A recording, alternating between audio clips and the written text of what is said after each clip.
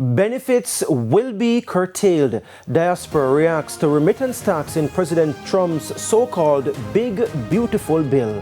Good evening and welcome to Primetime News. A special welcome if you're watching on TVJ International in the Cayman Islands or online at onespotmedia.com. I'm Giovanni Dennis. Also this evening, burnt remains of young woman found after St. James House fire.